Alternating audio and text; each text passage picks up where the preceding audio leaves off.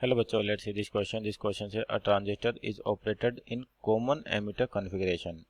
At VC, collector voltage दे रखा 2 volt such that change in the base current from 100 microampere to 300 microampere produces a change in collector current from 10 milliampere to 20 milliampere. The current gain is. तो आपको current gain बताना कि current gain का मतलब होता है output current upon input current. तो पहले तो की कॉन्सेप्ट की बात करें तो आपके पास यहाँ पर की कॉन्सेप्ट की देखा तो ट्रांजिस्टर बेस्ड क्वेश्चन है आपके पास। तो की कॉन्सेप्ट जो हो जाएगा आपके पास यहाँ पर ट्रांजिस्टर और कौन सा उसमें बताना है करंट गेन। तो current gain in transistor, current gain in transistors यानी कि आपका आउटपुट करंट इनपुट करंट के अंदर किस तरह से वेरिएशन लाता है, करंट गेन इन ट्रांजिस्टर्स। और ट्रांजिस्टर क्या होता है, टू जंक्शन डायोड आपके पास।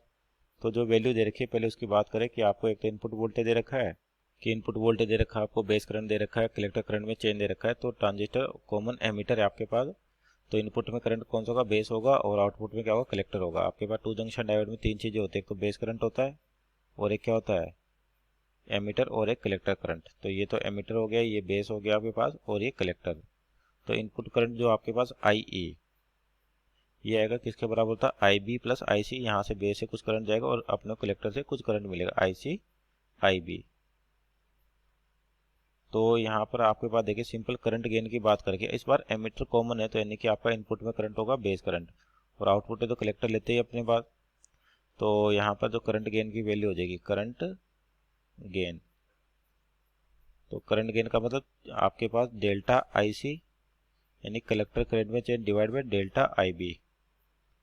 तो आई सी कितना आ रहा है, 10 से 20 मिली एम्पियर, यानी कि 20 माइनस 10 मिली एम्पियर, यानी कि 10 की power minus 3, divide by input में क्या बेस करंट। तो बेस करंट 300 से 100 से कितना हो गया, 300 हो गया, यानी कि 300 माइनस 100 माइक्रो एम्पियर है।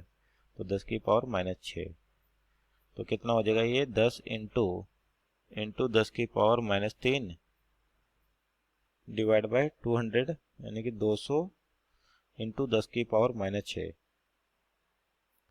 तो एक जीरो से एक जीरो आपकी कैंसिल आउट हो जाएगी, और ये 10 की पावर माइनस 5 हो जाएगा, ऊपर जाके प्लस का 5 हो जाएगा। तो बचेगा कितना, 1/2 इंटू 10 की पावर और 2, यानी कि 100। तो कितना हो जाएगा 50। तो अपना करंट गेन क्या हो गया 50। तो यहाँ पर ऑप्शन चेक है, option number A is the right answer. Hope you understood well, best of luck.